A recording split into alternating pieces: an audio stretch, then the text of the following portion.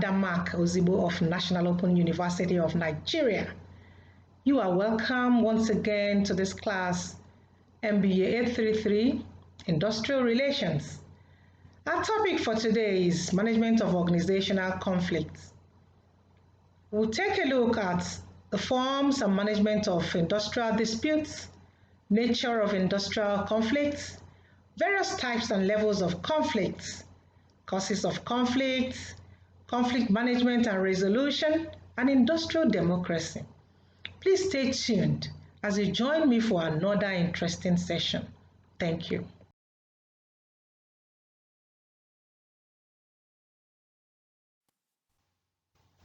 Topic 4. Management of organizational conflicts.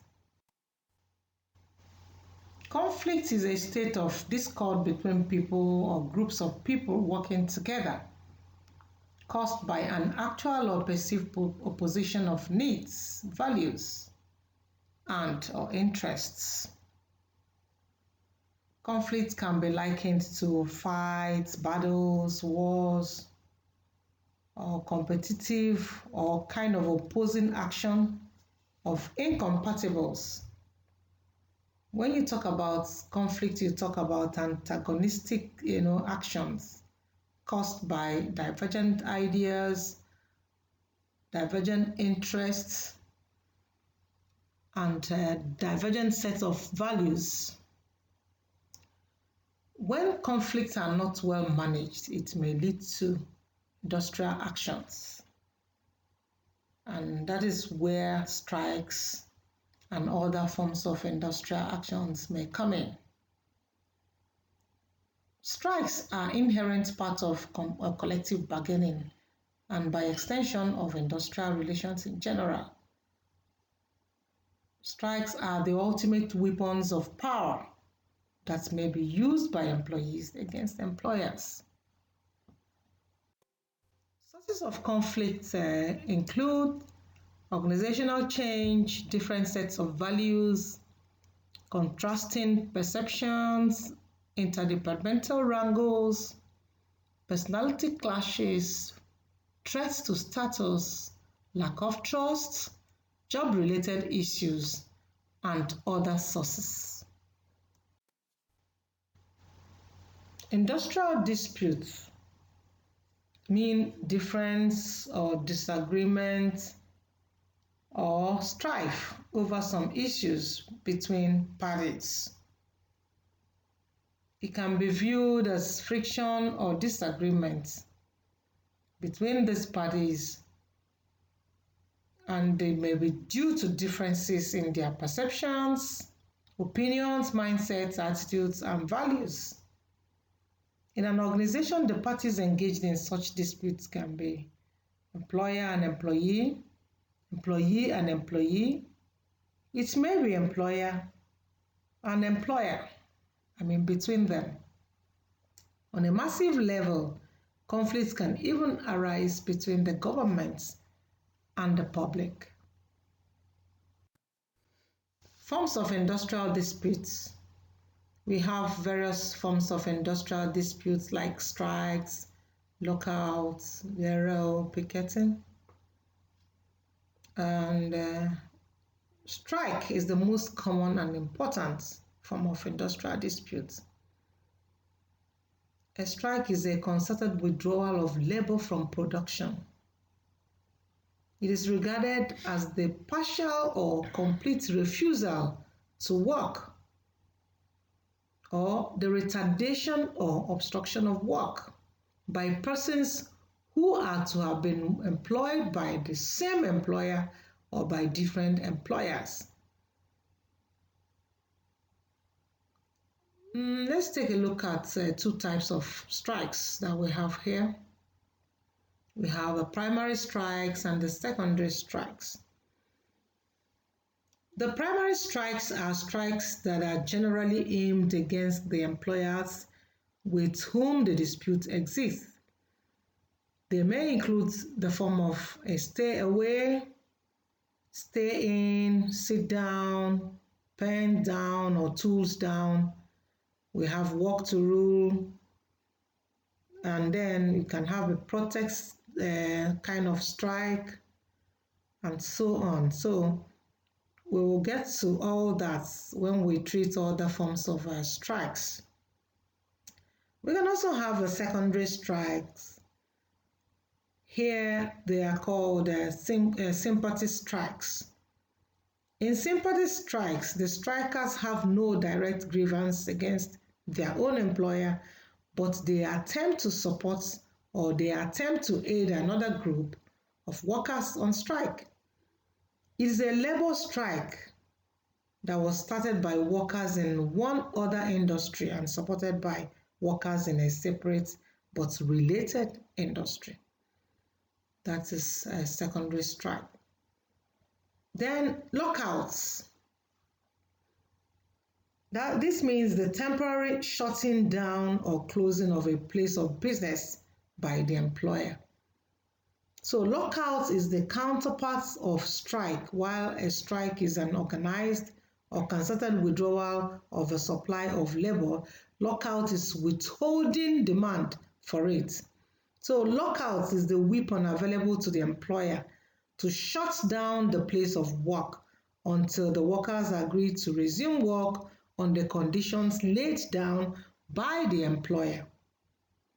So let's take a look at the next one that we have here, and that is garel.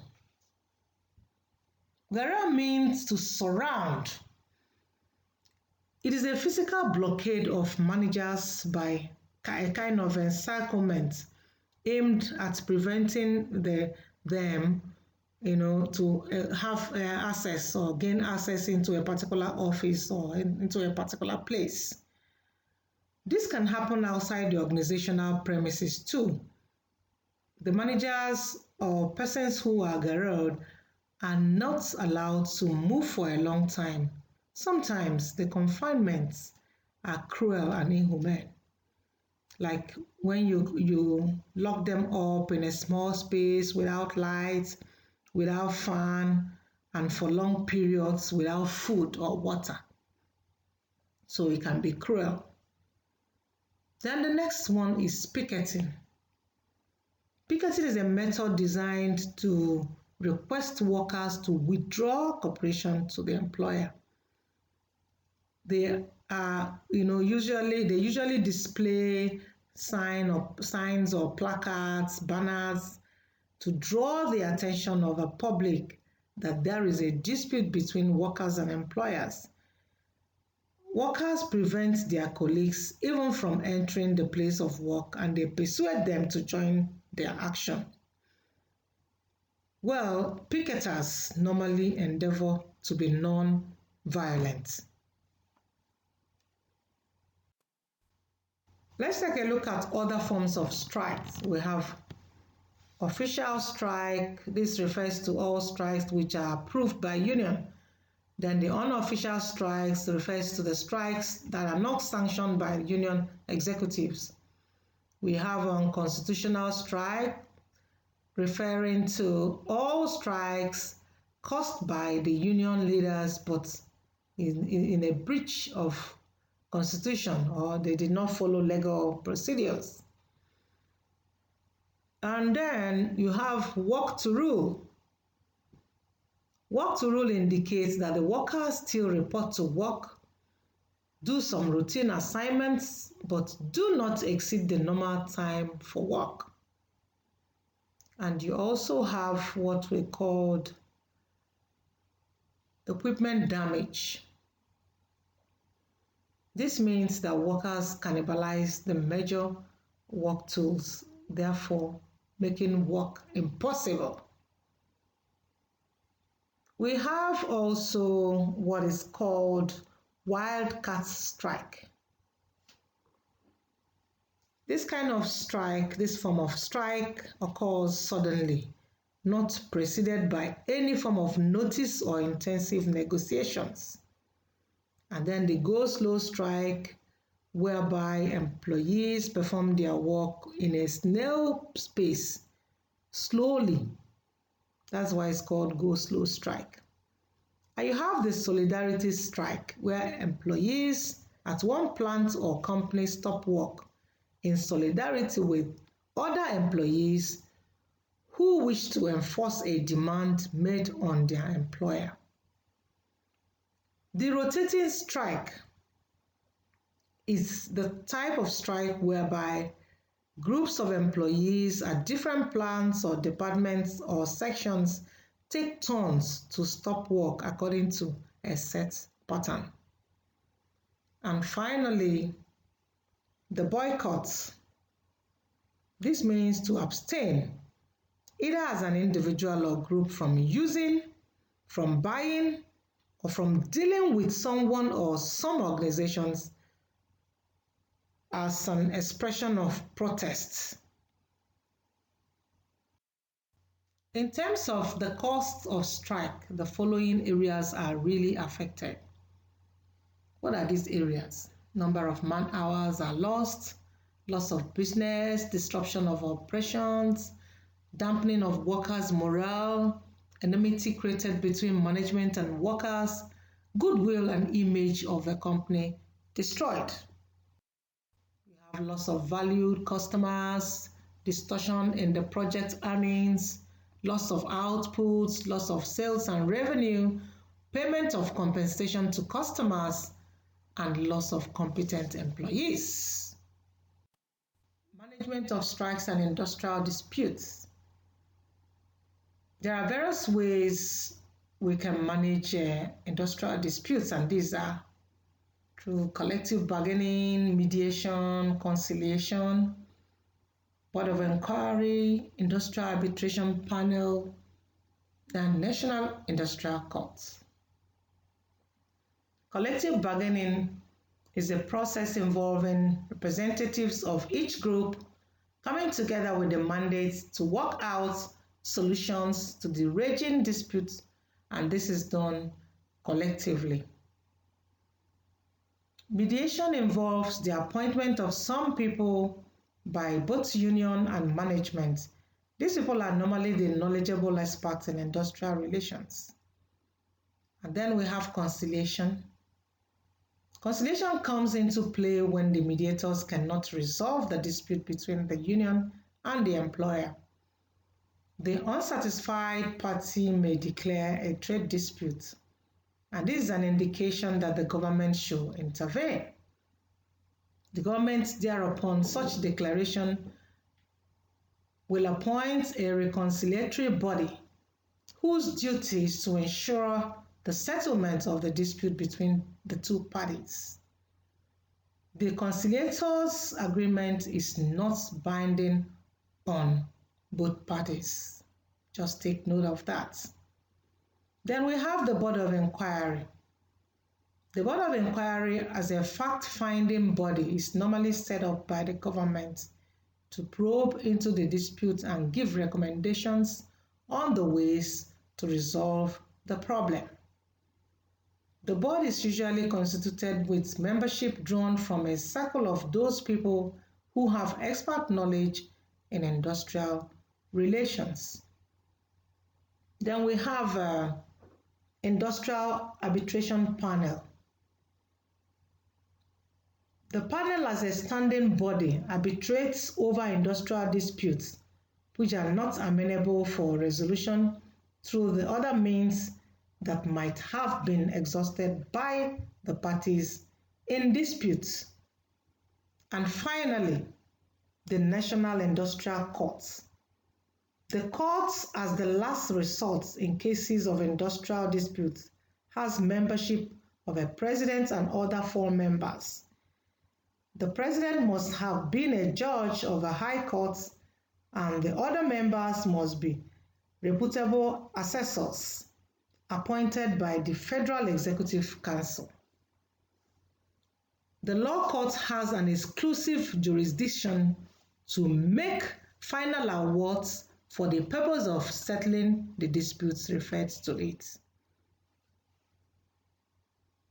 These are the ways to manage industrial disputes. Considering the nature of industrial conflicts, most people are of the opinion that the concept of conflict has a very negative connotation. The most likely reason for this is that conflict is very often associated with hostility, defensive behavior, is associated with protracted trouble leading to losses, sufferings, damages, and bad intentions. Most informed people, however, regard these assumptions as being incorrect. How? Yeah, this is true because they point out that conflict is a normal byproduct of all human interactions. If you have work tension, it is normal. But people don't understand that tension in work situations is common. We should therefore accept that conflict is a fact of life rather than try to see it in a negative light. It is an essential element in all social interaction. Conflict occurs when there is a gap between various parties, between various points of views, between, when people, for instance, have contradictory objectives, when they have different needs and ideas. If these were not so, collective bargaining would not be necessary. If one accepts that a measure of conflict is unavoidable, then the task of conflict management should be to understand why and how various forms of conflict occur and how they can be identified and used to the advantage of all parties involved.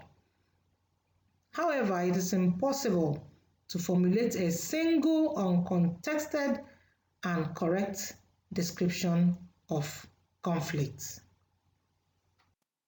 Conflict can be functional or dysfunctional. Functional in the sense that it can be a powerful, constructive force that revitalizes a social entity and stimulates relationships. For example, conflict can be a source of energy. It can be used to maintain internal group identity or solidarity. It can sensitize people to different needs, perceptions, ideas, which results in better understanding of people. There are many more attributes of functional conflict. On the other hand, dysfunctional conflicts can damage relationships and organizations when it is too intense. Please pause and take activity 1. Describe the nature and significance of organizational conflicts. Levels and types of conflicts. At organizational level, you can have conflicts within the organization and between organizations. Then at the group level, we can have it within the group and between groups. Then individually, conflict can occur within the individual and between individuals. We'll go further to expand that. We can further explain the various types and levels of conflict. Interpersonal conflict is a conflict that occurs within an individual. For example, an employee that finds it difficult to take a decision on which trade union to join. So it's an intrapersonal thing. Interpersonal conflict is a conflict between two individuals. Intragroup conflict is conflicts between members of the same group. Intergroup conflict means conflict between various groups or departments, and so we also have intra-organization conflict and inter-organization conflict.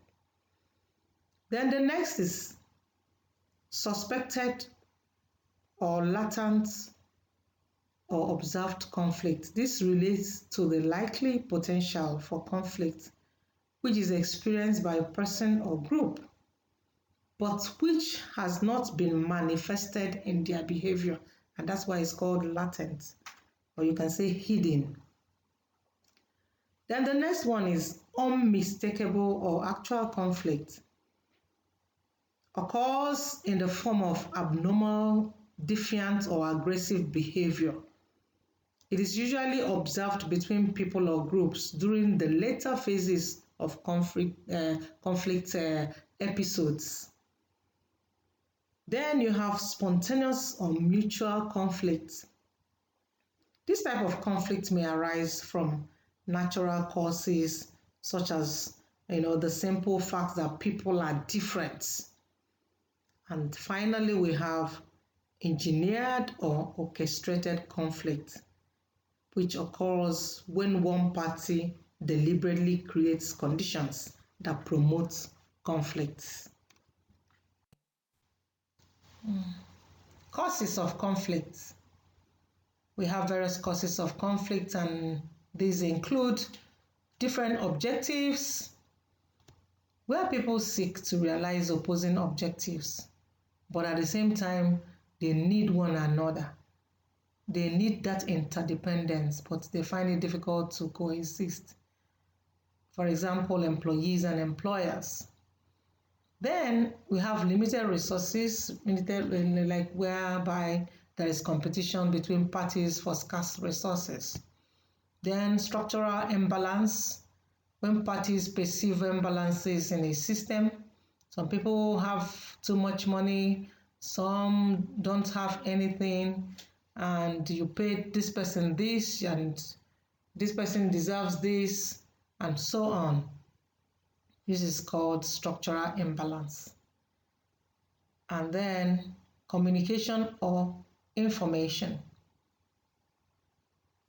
Lack of communication or effective communication is a problem. Availability of information is key.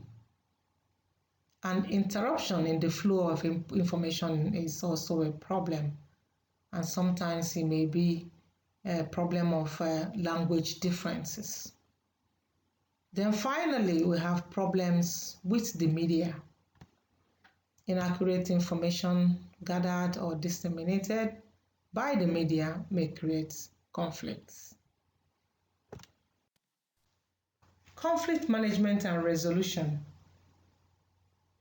Some scholars proposed ways of dealing with conflict, and Mary Parker proposed 3 main ways of dealing with conflict, and they are domination, integration, and compromise. Domination is regarded as a style used by someone operating from a position of power. This is a style regarded as a win-loss style. It's either you win, the other person is losing, or the other person wins and you are losing. Then the integration is the win-win of managing conflict. The style involves the use of creative problem-solving approaches to conflict management. And we have compromise, which indicates a situation for the parties in conflict to partake in share of some winning and some losing. Then, according to Albanese, in terms of the modern approaches to conflict resolution, there are 5 basic conflicts of management styles or conflict management styles.